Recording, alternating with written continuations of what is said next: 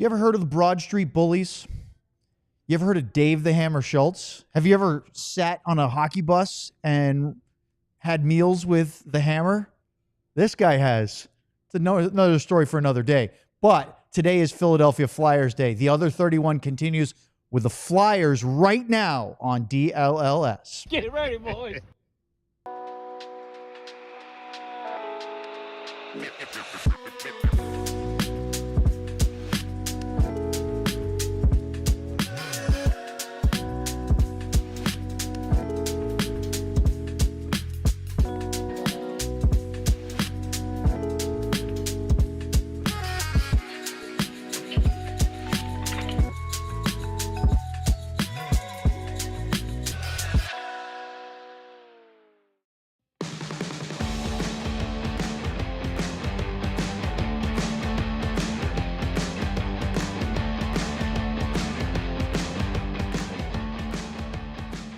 This is the DLLS Stars podcast for Tuesday, August 5th. And we are in the lounge today, Sam. In the lounge. Payday. Sam was mad at me yesterday because I read the schedule wrong. Told him we were all in the lounge. And I made Sam wear pants because we're in the lounge. You don't want to just show all the inner thigh. And then it turned out yesterday we were in the podcast studio, and he hasn't forgiven me yet. It's unacceptable. Making Sam wear pants is a unforgivable offense, right? Capital one. I just got to call it. Burned Oil says Sam is the light of this podcast. I mean, so thank you. Usually wearing too short shorts and flip-flops, and that's okay. Alongside Sam Nessler, I'm Owen Newkirk. No Luds today. He will be back on the show tomorrow. And, of course, some guys like to call him off-screen Queso. Others like the Prophet. We call him Elijah. Elijah Smith, our producer, is here, and we are ready to go. Flyers Day today. A little bit later, we'll be joined by Kevin Kurz from The Athletic. But we are really excited with our headliner today. It is none other than the Philadelphia Inquirer Flyers beat writer. Please welcome Jackie Spiegel to the show. Jackie, bravo, welcome in. Thank you very much. Yeah, all the drops. Yeah, wait, thank you for having me first off, but I'm a little upset Craig Ludwig is not on. I know. Yeah. I am a child in her 40s, and obviously I grew up watching him play. I think I have his hockey card somewhere buried in my stack of books. So, but very excited to be here. Thanks for having me. Well, the only reason Lighty's not on today is because of a bereavement leave. So it's not anything personal.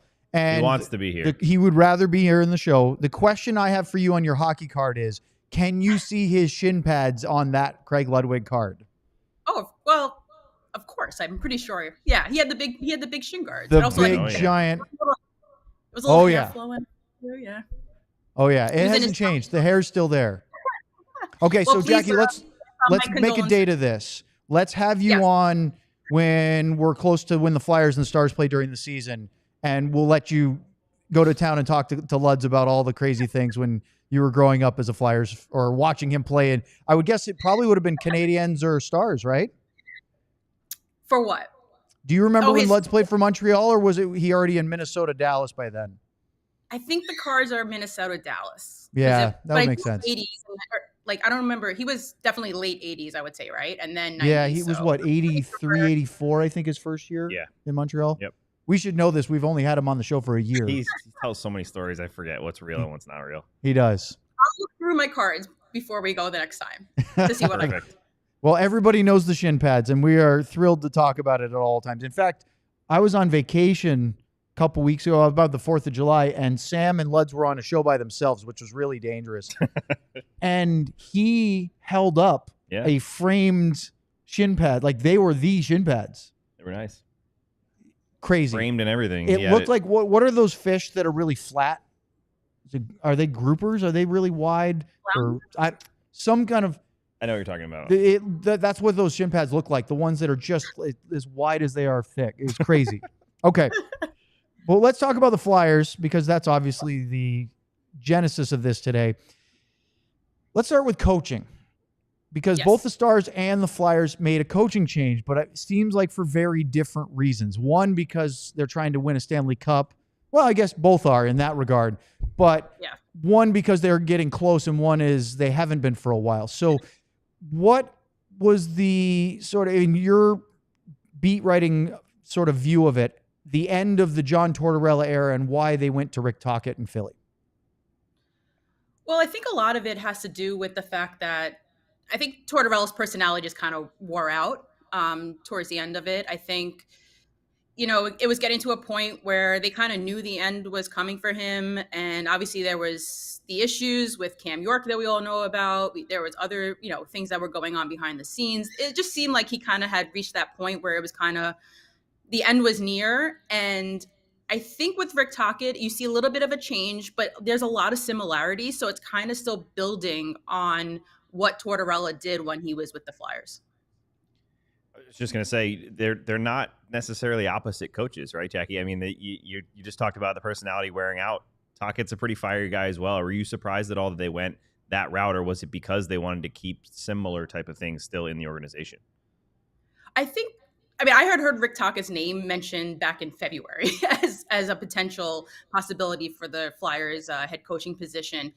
I wasn't surprised, obviously, then because they did go for him. I think they like that he still has that fiery personality. I think they like that he's someone who can push, but not in a bad way, guys, if that makes sense. And I'm not saying Tortorella did it either in a bad way. Everyone has their own way of doing things. But I will say that I think they liked how Tocchet kind of talks. He's very open book. Like I talked to a lot of people, like Wes Walls. I talked to a lot of people about Tocchet and his way of going about things, and it just seems like he's very open door.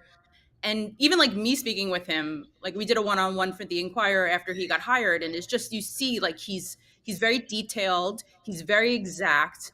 Like there was things he was saying that I was like, oh, this sounds good. Like this, like how he looks at the power play, or how he looks at defense, or how he looks at offense. Like you could see that he kind of has the right steps at maybe where this team is looking to move towards now.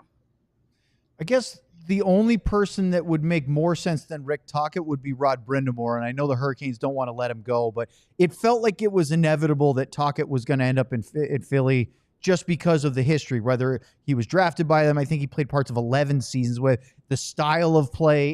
It all feels very Flyers-esque, doesn't it? It does. But I don't want it to, every team kind of hires guys that have played for their team. I mean, look, you have Ryan Huska was with the AHL team in Calgary. You have, Marty St. Louis from Quebec. You have Marco Sturm, who's now the head coach in Boston, that played for the Bruins. You have guys that have all played for teams. I think with Tocchet, though, he understands the history and he understands kind of the mindset of the fan base. He understands the mindset of where they want this team to go. I think, everyone always said, and even Rick Tocchet said when he was the Canucks coach, that the Flyers are a very hard to play against team. They work hard, they play hard. And I think he will just continue that because that's who Rick Tocchet is. The interesting thing I found in my conversations about Rick Tocchet after he was hired is that he's someone whose strategy kind of really helps goalies out.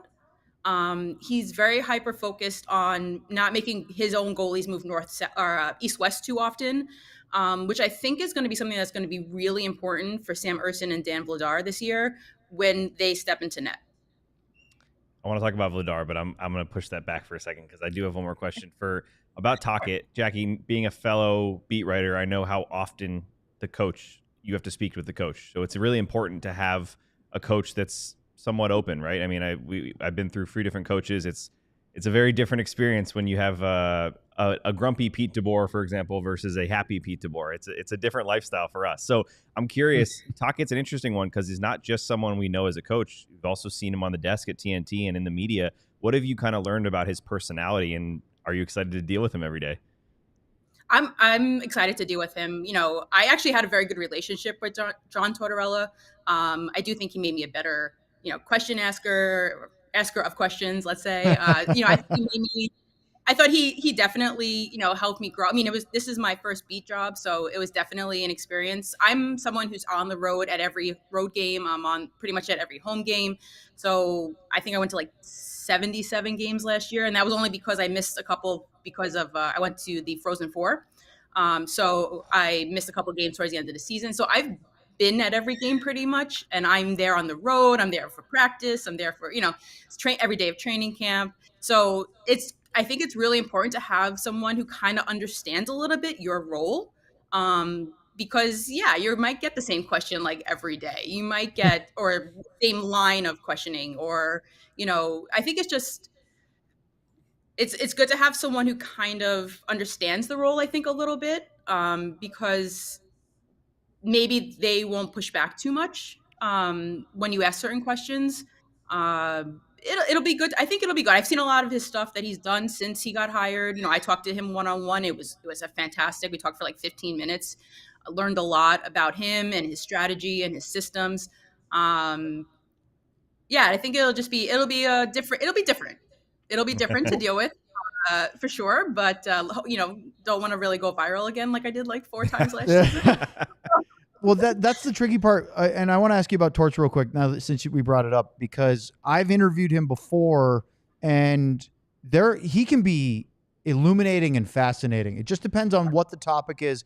I've always found that he sees himself as a teacher of hockey, and so if you can get him talking about how he's teaching or how he's helping people learn or whatever, or getting into philosophical discussions, he's really good. He'll give hilarious answers and really insightful stuff. Then there's other times where there are certain things he just doesn't want to talk to. I'm guessing over the course of a season, you've learned when he's in the mood to talk and when he's not going to answer that, right? I wish I could tell you that I did learn that. No, I think, you know what? It's actually funny. We had some really good conversations like after the camera shut off, just like breaking down like why do your guys do this or why do you guys do that? Where I like to learn. I'm a student of the game, so it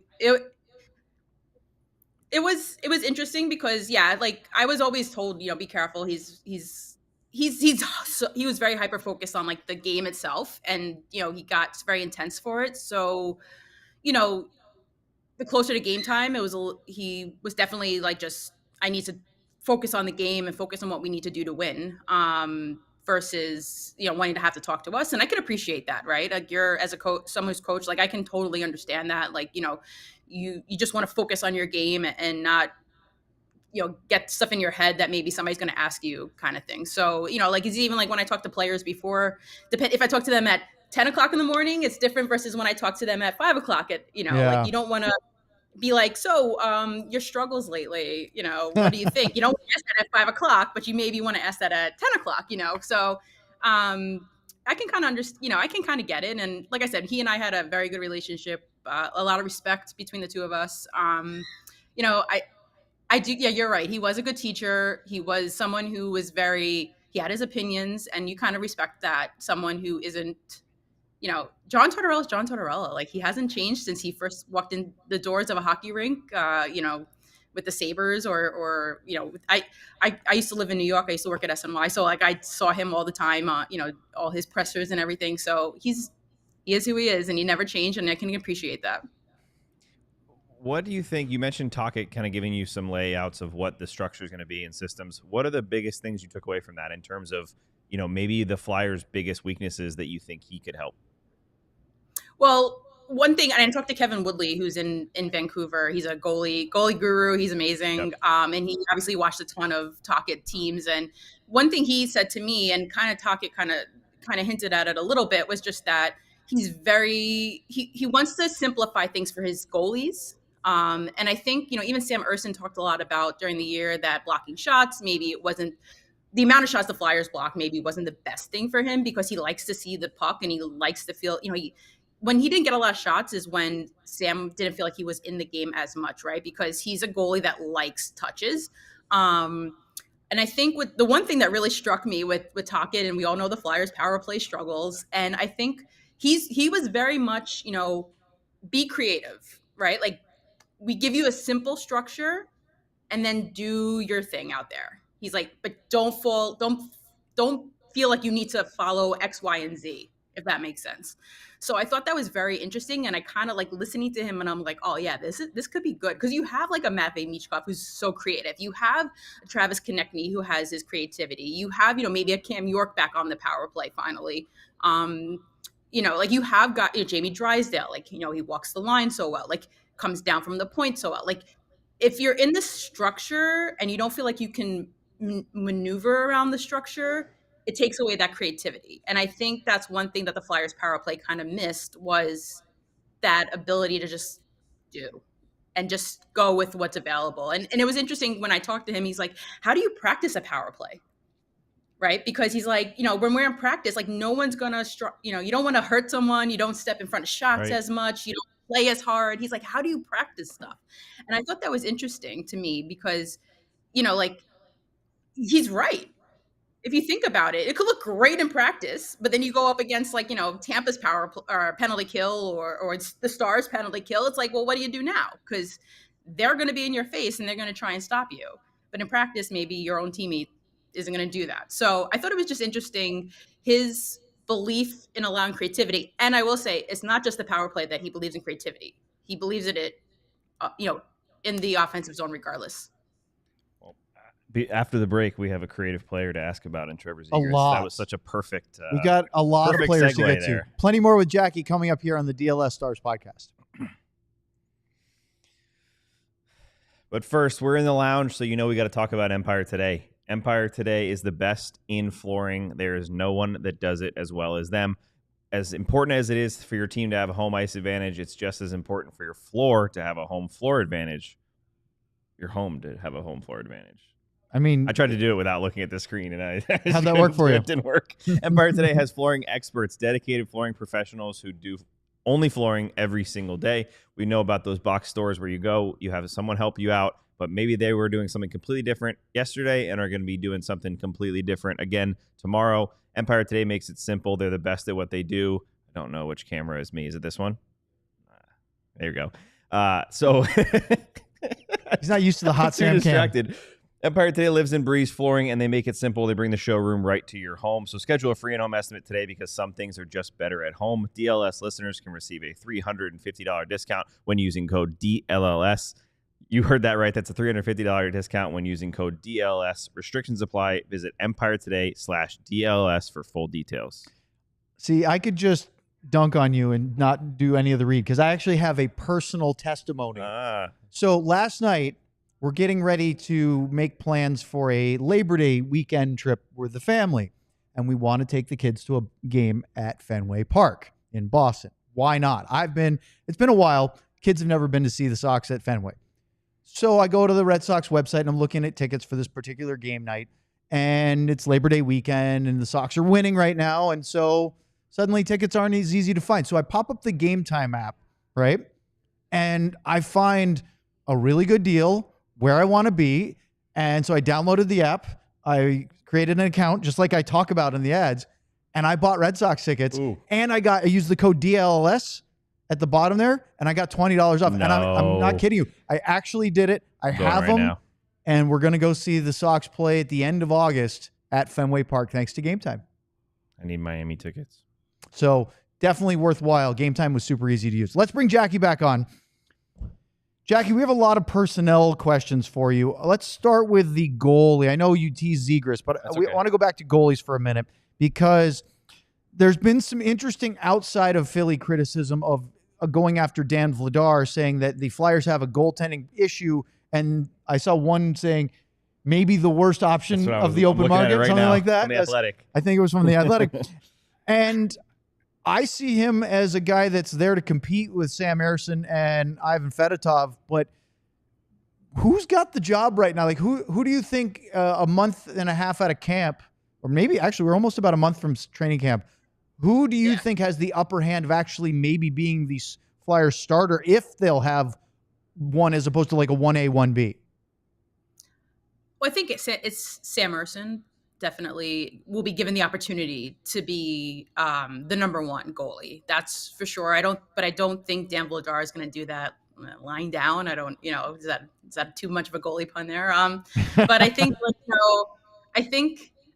I've heard a lot of the criticisms about Dan Vladar. I used to work at Sporting News Canada. I've watched a lot of Calgary Flames games. By the way, big fan of Glen Gulutzan. I've spoken to him in the past. I like that. I like that hire for you guys, especially.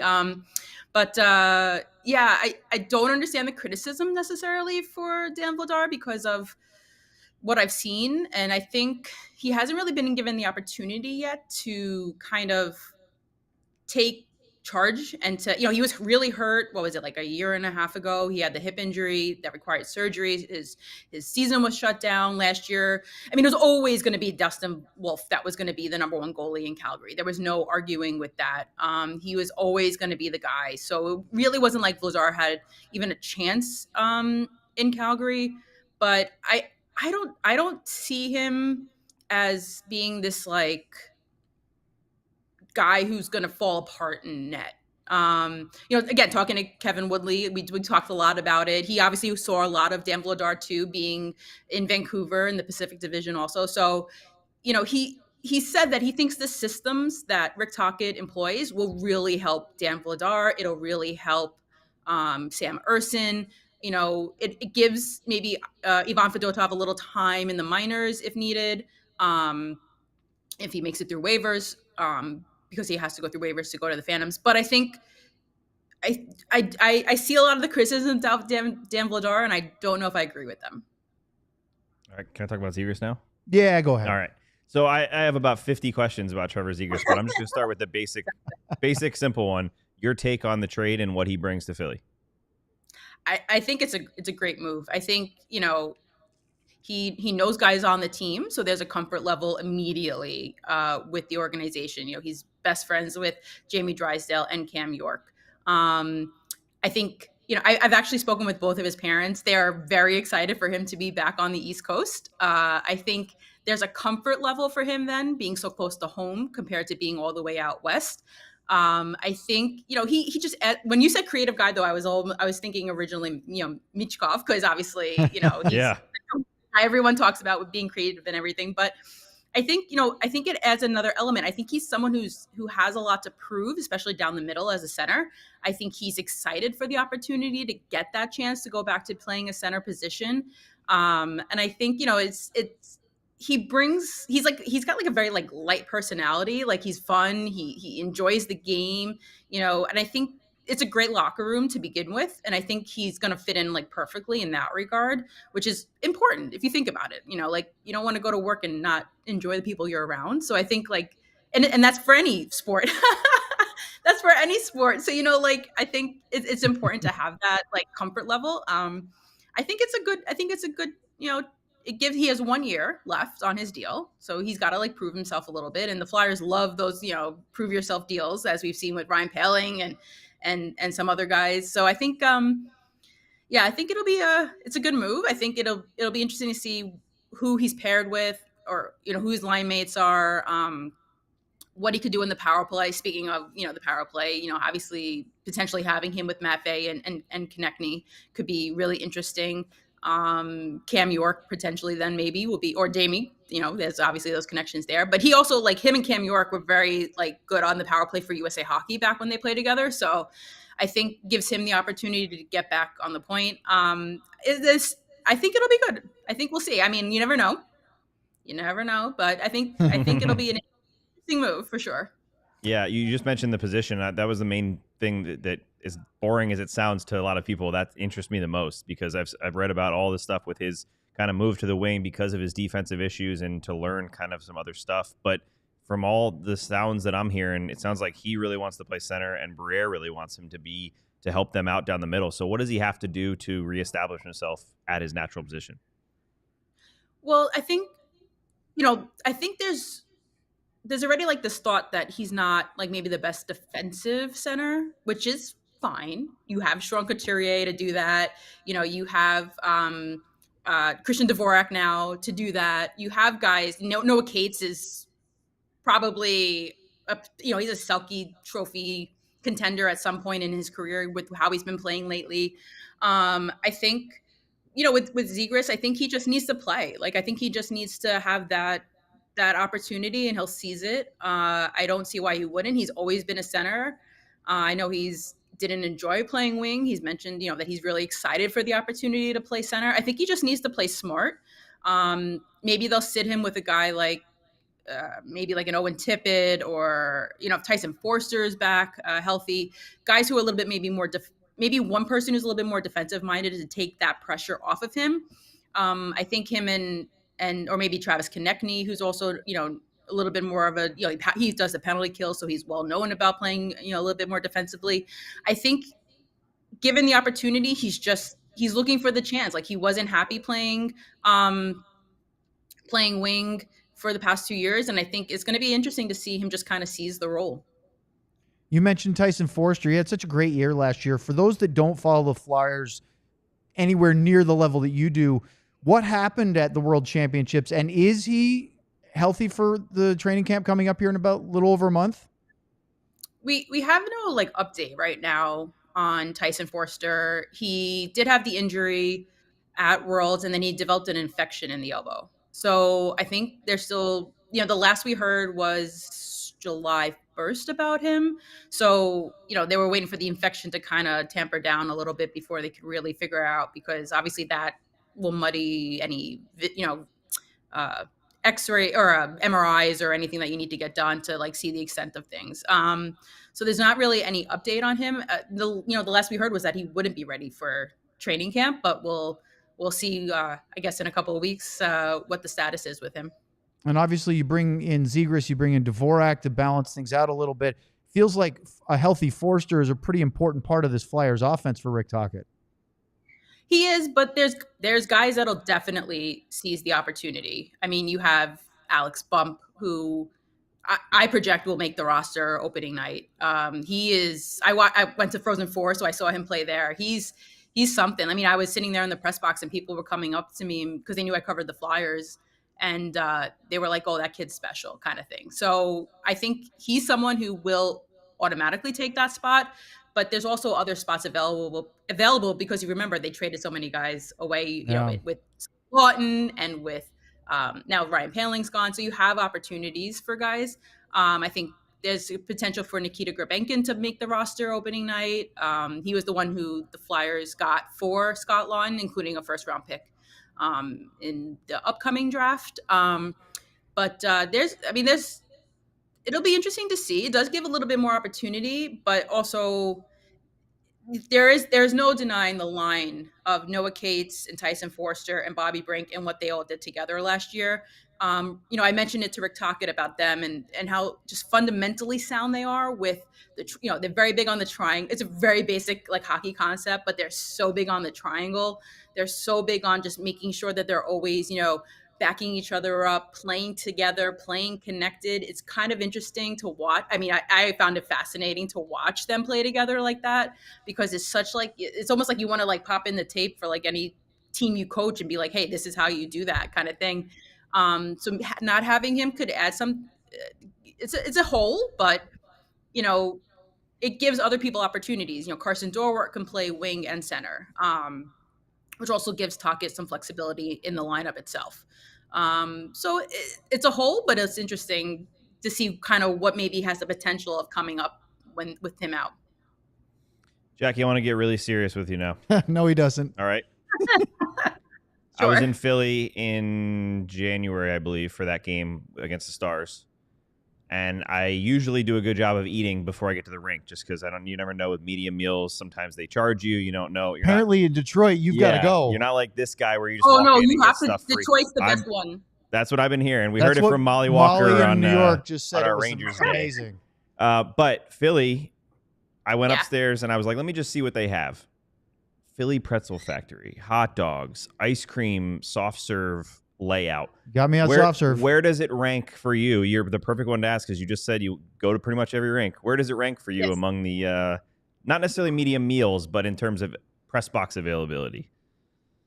Press box availability. So the soft serve's downstairs, and that's not really available during the games, I will say. The hot dog was new this year, but I don't know. I'm trying to eat healthy, so it's definitely definitely not high. I'm trying to think. There's one arena that has fruit cups and stuff. Nice. That's pretty good. Yeah, the other ones all have dessert carts, right? Like those candy. trays. I like the candy options. It's pretty bad. Like there's some places I will eat whatever's in the press box because the meal downstairs is just so atrocious. Like where I'm trying, I usually eat in the train area. There's like a huge like food court underneath like Toronto, Scotiabank in Toronto. So I like they have like really good meals down there. But they have pizza, and I'm a pizza snob because I'm from New York. So like that's like But Edmonton pizza is not bad, and their food is pretty bad too downstairs. So, trying to think. Yeah, I don't know. Like the press box itself. I mean, the hot dogs are actually pretty good. They're not Montreal hot dogs. Like nothing's a Montreal dogs. Let's just say it right now. Yeah. Also, if you ever get a chance, did a fun video with Sam Ersson on the hot dogs in Montreal during Four Nations. Nice. But he puts ketchup though. It's no. No. If you watch the video, he's like, yeah, I was told ketchup is not good, and I'm just like trying to keep it together because we had the conversation like right before we did the video. You want to scold him about it, did you? A little bit. Okay, so we're out of time, but I want to ask you before you go, because we ask each one of our guests during this series about your take of the Dallas Stars, and it's not a pop quiz. If that's the great thing. If somebody says, "Oh, I don't really follow much," that's okay. That's the point. But from your perspective as a Flyers beat writer, what your feelings? What's your reactions when somebody says, "What's the deal with the Dallas Stars right now?" I think it's like a very unknown, right? Because you have Glen Gulutzan walking in the door, kind of as the head coach now. Their team built to win, but whether or not they can get there is the question, right? I think they have a good young core. Is Jason Roberts is not still signed, right? Or is he extension? He needs an extension, yeah. But he still has another year. One more year. He's got one more year. It'll be interesting to see what happens with that. Because, and I know Jamie Benn just signed a 1-year deal, right? That's right. To stay. So I think it's kind of almost like this is the year. And if not, maybe then they start to dismantle a little bit. I don't know. I don't know. It's kind of interesting. Like if you ask me, like, who are my top 5 teams that I think will win the cup next year? I mean, Dallas has to be one of them, right? Even though Glen's new, I've seen what Glen can do with the team, and I kind of like what he brings. I think is it fair to say he's a little like Rick Tocchet with like, he's stern, and he kind of like gets to the, he can be a little like stern, but he's got like such a good personality that, he'll like yell, he'll be like the dad who yells at you, but then will like apologize. I feel like. That's perfect. I love it. Well, Jackie, we could talk to you for the whole hour. Unfortunately, we are out of time, but it's really a privilege. Thank you so much for joining us. You got me hungry just talking about food and press boxes. So we really appreciate you joining us today. Thank you so much. Thanks, Jackie. Thanks for having me. Appreciate it. Jackie Spiegel, check her out at the Philadelphia Inquirer. Her stuff is great covering the Flyers. Up next, Kevin Kurz from The Athletic will join us here on DLLS. Hot Sam Cam. Hot Sam Cam. Get him the Hot Sam Cam right there. And now I know which one it is, too. DLLS is heading to Las Vegas, in case you didn't already know, with True Fan Travel for the ultimate fan experience in November. DLS has taken over the Strip for an unforgettable weekend in Vegas, and you need to be there. Join us as the Cowboys take on the now Las Vegas Raiders on November 17th. Ardell would not be happy with that. Was it bad?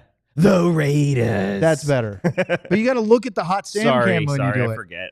I'm actually trying to read this part because I messed it up. This all-inclusive trip to Vegas includes a 3-night stay at a luxury Vegas resort, game tickets, VIP parties, exclusive events with the DLS crew, which that's a crew, man. I'll tell you. You got John Anderson, Clarence. I don't even know who they're sending, but if it's the full crew, it's the whole Jesse crew. Holly, Jeff is a John man full of shenanigans. Jay Anderson makes his way out there. You got to be there. So exclusive events with that crew, fellow diehard fans, and much, much more. This is how Dallas does Vegas. So book now at truefantravel.com. In case you're wondering, the Cowboys are still a 7-point favorite in that game.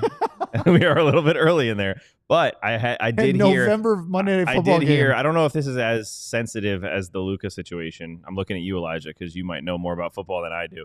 but Micah Parsons. Micah, not Micah. Parsons. What was the guy's name that I couldn't pronounce earlier in the Are you talking about baseball Tua? player? Oh no, you mean Ohtani? Ohtani. Shohei Ohtani. Tua was rough. Tua too. Tagovailoa. Tua Tagovailoa.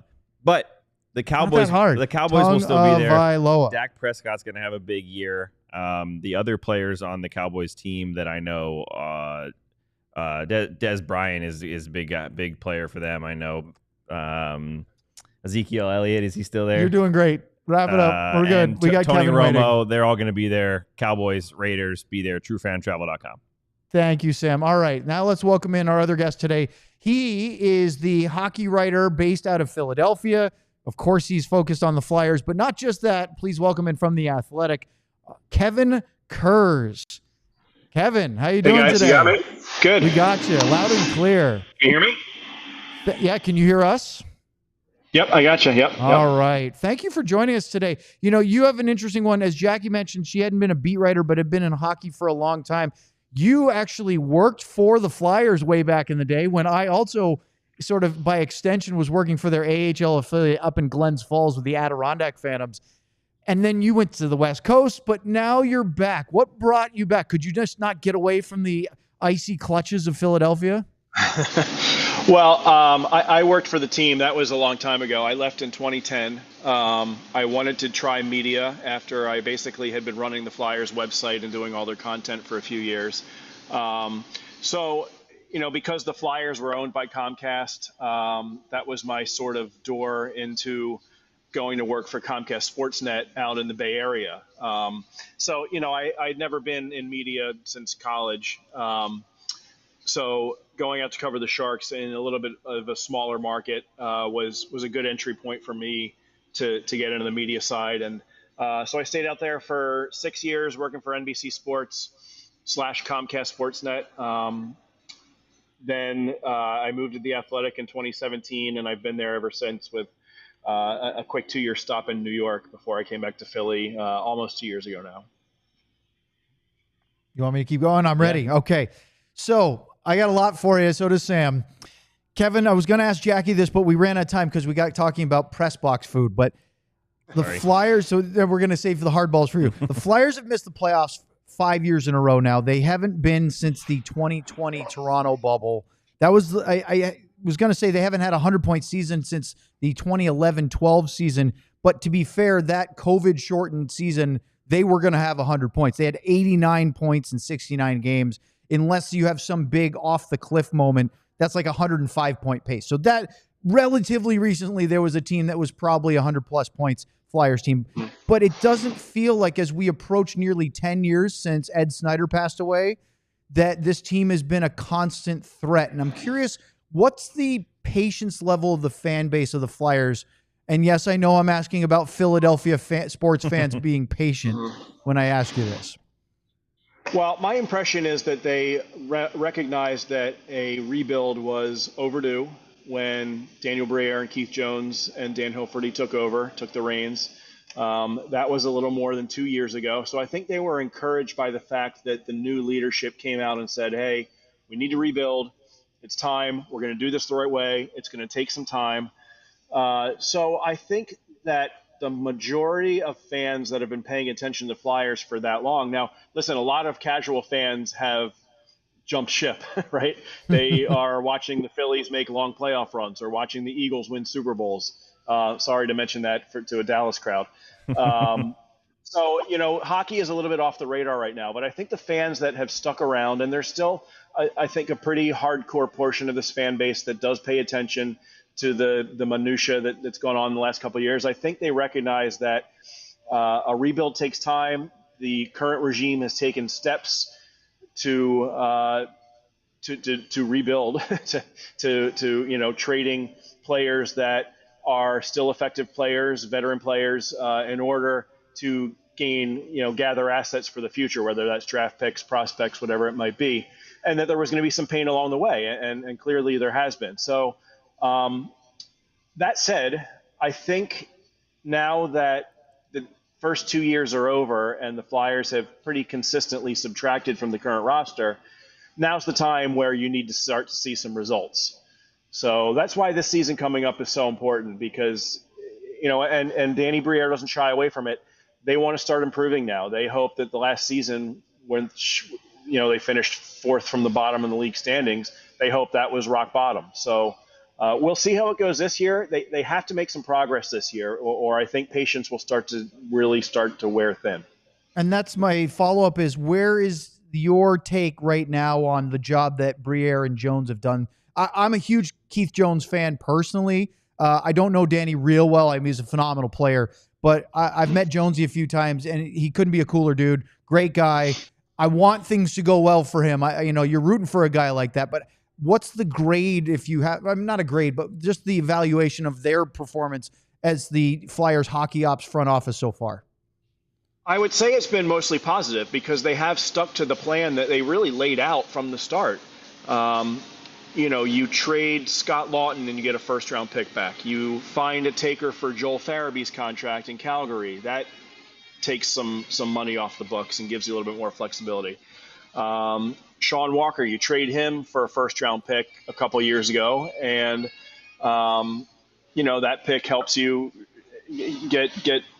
I'm trying to think what they traded that for, but it really started with the Ivan Provorov trade. If you go back, Danny Briere's first trade was trading Ivan Provorov to Columbus. If you look at sort of the trade tree from that deal just 2 years ago, that was such a huge home run, and it really set them up to kind of speed up the rebuild and gain further assets. So, you look at this year's draft, it was kind of the culmination of a lot of that subtraction where you are able to get 2 first-round picks and 4 second-round picks, all in one draft to help restock the system. So I think that's all been pretty positive. I think the culture they put in place has been pretty positive. You bring in guys like Garnet Hathaway, Nick Seeler, veteran players that I think help establish that culture, that work ethic that John Tortorella was trying to instill. I think that's been a positive. Now, that said, there have been a few mistakes. I look at the goaltending first and foremost. They had 2 guys playing regularly in goal this season that shouldn't have even been in the NHL, and Ivan Fedotov and Alexei Kolosov. Sam Ersson, you put a whole lot on his plate as a young player, and he hasn't been able to handle it, quite frankly. The increased playing time and the increased responsibility as basically the only NHL caliber goaltender on the roster. So that's been a mistake. At the same time, other fans will point to it and say, hey, the crappy goaltending ended up helping us get the 6th overall pick in this year's draft. So maybe it ends up being a net benefit in the long run, but that was certainly not the plan. They brought these 2 goalies over hoping they were going to be able to contribute, and they didn't. So, but that's really been, I think, the only true blip on the radar so far. But again, it's only 2 years into it. It's been all about subtraction. It's a whole lot easier to subtract from a roster than it is to build one up. They're reaching the build-up phase now. We'll see how that goes. I couldn't remember. I had to look it up. The Sean Walker trade to the Avalanche was for Ryan Johansson and that conditional first in 25, which I believe was top 10 protected. And I remember at the time going, why the heck would the Flyers want Ryan Johansson? But it had nothing to do with that. It was all about that first-round pick. Yeah, they had to take on that deal in order to procure the first-round pick, which, they ended up using they packaged their 2 late first-rounders in this year's draft to move up to 12th overall and take a big center that they liked. So, we'll see how that plays out. But if you do go back and look, I mean, all the veteran players, all the established players that they moved were for future assets, and they ended up using a lot of those future assets in the draft. And they used one of them to trade for Trevor Zegras, which I think is a pretty good gamble. I promise I'm going to let Sam ask questions, but we're at an ad break, so we have to take a quick one. And then I will let Sam ask Kevin a question here about the Flyers. But first, let's talk about being a diehard. It is still on sale.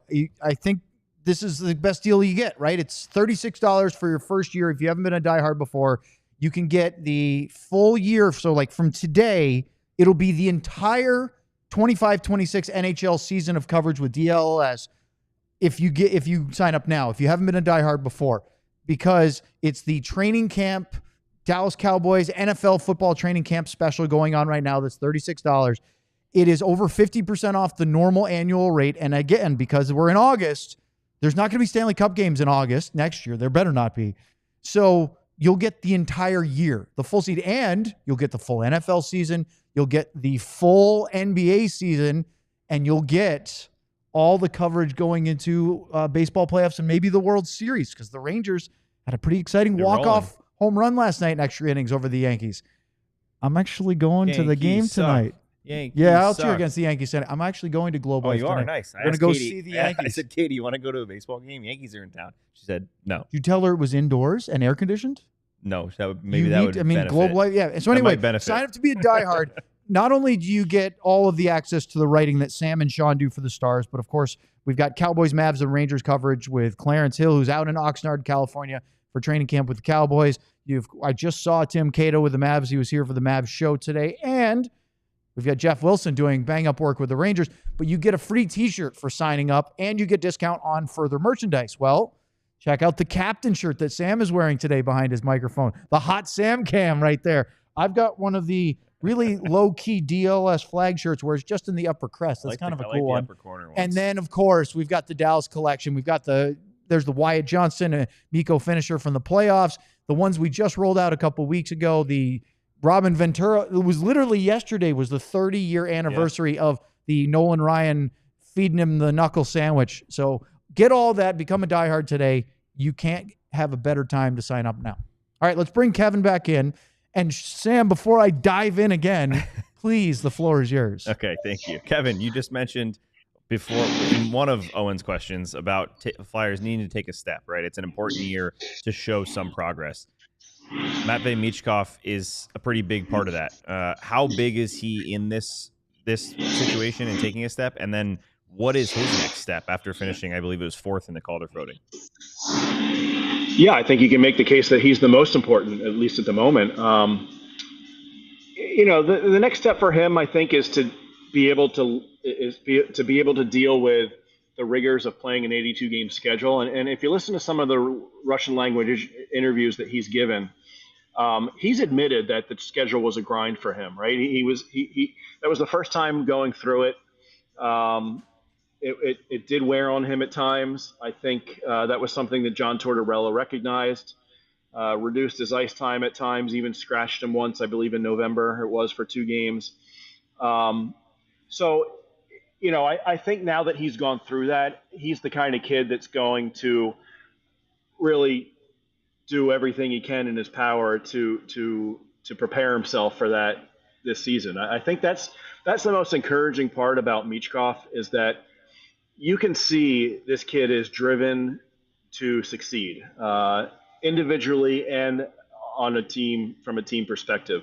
I think he's got that special kind of fire in him that is going to really result in some special things going on. But he has he obviously has some steps to take. But what's going to be interesting to me is to see how much Rick Tocchet plays him, because I think the one complaint that I think John Tortorella was very good for Matvei Michkov, and Michkov himself has said that he valued that relationship. At the same time, I think he would have preferred more ice time, and I think that's going to be something that he and Rick Tocchet are going to have to get on the same page about, because it was interesting to me, as soon as John Tortorella was fired and Brad Shaw was put in charge as the interim coach, Michkov's ice time went up, I think, about 3 or 4 minutes a game on average. And that was only a handful of games. But I would guess that was something that was directed down from the front office to Brad Shaw, who's interim coach, is just let Michkov run a little bit. Let's give this kid a pretty long leash. He wants to play more. Let's let him play more. So that's going to be interesting to me to see how much of a rope Rick Tocchet gives him, how much ice time he gives him. But remember too, Michkov led all NHL rookies in goals, and that was with an awful power play. I mean, the Flyers' power play was just terrible under John Tortorella for the duration. And obviously Michkov's a part of that, but I think having Rick Tocchet now, who has overseen a successful power play, I think he's going to recognize that the power play should run through Matvei Michkov, and you should let him run the power play, and we'll see how that goes, because clearly there's a lot more, not just Michkov in terms of production from Michkov, but the team wide, they can do a whole lot more in the power play. So, to me, I wouldn't be surprised if he's in the 70 to 80 point range going forward, so long as they improve the power play. Even a few points would help. What did you make of the Michkov video? That, if for those that aren't familiar, there was a video that came out not long ago in Russian, and to paraphrase the short of it was, he said, "I don't understand dump and chase hockey. Why am I giving away the puck and then I might not get it back?" But from someone who actually covers him and knows him a little bit, I don't know how, with the language barrier, how easy that is, but what did you take from that? Because he clearly had some stylistic concerns compared to what he's used to versus what they were asking in Philly and in the NHL in general. Yeah, well, listen. I mean, everyone wants to put everything in this neat little package, right? That the Rick Tocchet wants to play this way, but Michkov doesn't want to play that way. I mean, listen, there's going to be push and pull throughout the course of a season, and coaches are going to utilize their players. It's to me, it's a little bit. It was interesting, right? I mean, he's an offensive player. He certainly has had enough success to know, to have opinions as to how he should play and how certain teams should play. It was funny. I was listening to a podcast. Rick Tocchet was on a different podcast the other day, and he said he watched the video with Keith Jones, and they kind of got a kick out of it, right? And that's something that obviously that relationship with Michkov and Tocchet is going to be vital to the team's success, and that's why, like I just said, I'm interested to see how that goes about. In terms of us getting to know Michkov, the Flyers did such an awful job not getting a legitimate Russian translator, which was one of the more disappointing aspects from my perspective last year. Is, they had a Russian language staffer, but he's not trained as an interpreter. They didn't give us a legitimate interpreter all season long, so we didn't really get as much insight into his personality and his thoughts as I would have hoped. That's something I hope is better moving forward. I just wanted to get that off my chest. But obviously Michkov is going to be one of the central pieces of this rebuild. I mean, it's hard to see this rebuild becoming, being successful without him achieving star level player status. But I do think he's also on the way to doing that. Kevin, the Trevor Zegras trade and him as a player fascinate me. I think from his whole career coming in, being that highlight reel flash player guy, he's on the cover of the NHL video game. He's everything everyone can talk about with his Michigan goals and everything like that. Then it kind of drops off, right? His production goes away a little bit. He gets moved to the wing. He has the injuries. Kind of a two-part question, I guess. What do you see? What do you see Trevor Zegras as, and what does he have to do in Philly to not only be an impactful player, but get back to center, which is what it seems like both sides want from him? Well, they definitely want that. That's the hope, is that he does play center and play it well. And obviously, if you look at Trevor Zegras' career, his best seasons were his first couple in the league where he eclipsed 60 points as a center, as a 20-year-old or wherever he was. So, he got moved to left wing, right, with Mason McTavish and, Leo Carlson going into Anaheim. So, listen, the Flyers, they don't have a number one center in the pipeline. I mean, maybe Jet Luchenko potentially, or Jack Nesbitt, who they just drafted. I guess, the potential is there at some point. Maybe they become a number one center. But they were always going to have to get creative, at least in the short term, to try to find an effective high-end center. So, you go to Trevor Zegras, who's been playing left wing for the last few seasons, and you hope he can move back to the middle. I don't think anyone knows if it's going to work just yet. Rick Tocchet doesn't know. When I talked to him about it, he confirmed that they want to try him in the middle, but he certainly was not making any assurances. And Trevor Zegras' face-off percentage in his career, I think, is something like 40%. So that's going to have to get a lot better if he's going to be a center. But I do expect them to start that way. I think they expect him to give him a shot. Pat Verbeek, when Zegras was traded, even admitted that Zegras wants to play center, right? And going to Philadelphia gives him that chance because there's such a hole in the lineup down the middle, multiple holes in the lineup down the middle. That they bring in Zegras, they bring in Christian Dvorak as another depth center. But I think you're going to see a lot of mixing and matching. I think you'll see Zegras at the wing at times. I'm sure you'll see Dvorak out there at least early in the season when they're trying to protect a lead and they need to win a faceoff because Dvorak is a good faceoff guy. So you'll probably see a lot of movement amongst the forward lines at least early on. But Zegras, he wanted that chance. The Flyers are going to give him that chance, and it's going to be up to him whether he takes it and runs with it or not.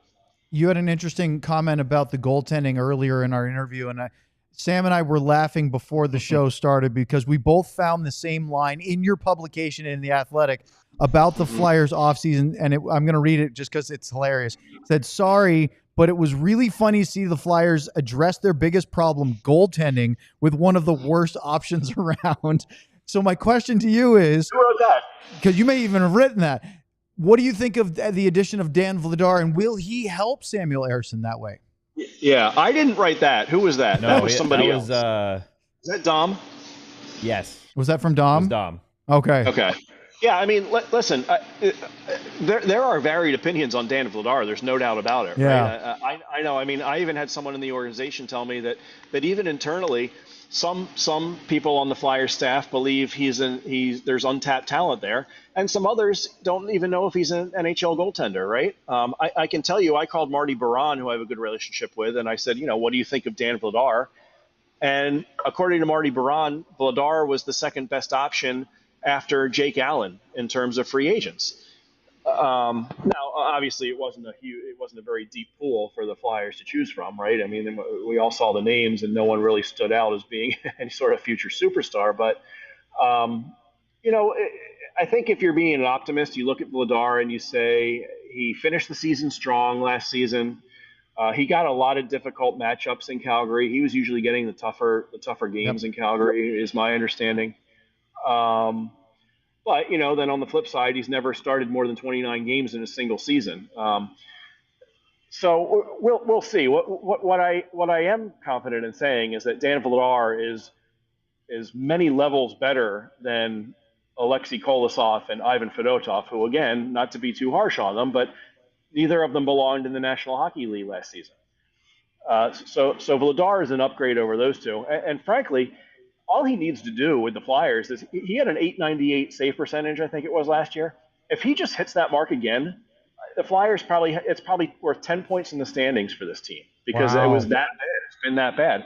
And if you want to look at it from an optimistic point of view, Sam Ersson has shown, or at least he did show throughout his first full half season in 2023-24, he can be an effective tandem goaltender. When he was with Carter Hart, before Carter Hart went away, he was taking starts away from Hart because he was playing that well. And you go back and look at his numbers when Hart left the team, Sam Ersson had solid numbers. Now, because there was no reliable option underneath him for the last season and a half, he's been forced it's been sink or swim with Sam Ersson, which to me it wasn't fair for the Flyers organization to put him in that position where he had to know he was the only guy that was going to win them games. If Sam Ersson wasn't winning them games in goal, no one was going to win them games in goal. So I wonder if that weighed on him a little bit and maybe compounded some of his problems because he's still learning, he's still developing himself, and I think he's got a good head on him. I think there's some potential there, but he's not a number one at this point. At this rate, I think you can count on Sam Ersson to play 35 to 40 games, and Dan Vladar is going to have to play 35 or 40 games. Or maybe 41 each, I guess, if we're going to be mathematically correct about it. So, Kevin, last one for you here. As part of this series, we've been asking our guests about the Dallas Stars. And as Owen likes to say, it's not a pop quiz or anything like that. If you don't know much about the team, say that. We welcome that. But from your Philly perspective, what do you see in the Dallas Stars heading into this season?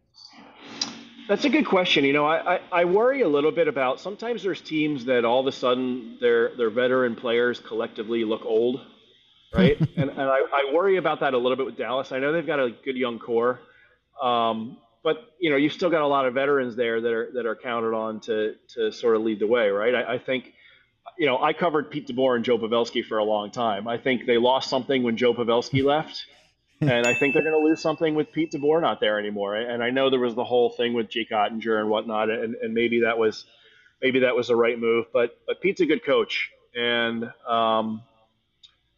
there's been some mixed results, right? When he left San Jose, that team went straight in the tank.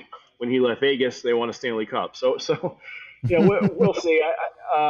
Certainly I consider Dallas one of the, I still think they're a top 6 or 7 team in the NHL. So, as long as some of those veteran guys, the Sagans and the Bens, can give them some good minutes, and you've got a good goalie there. Obviously, that's the hardest thing to find. I certainly expect them to be in the mix next year.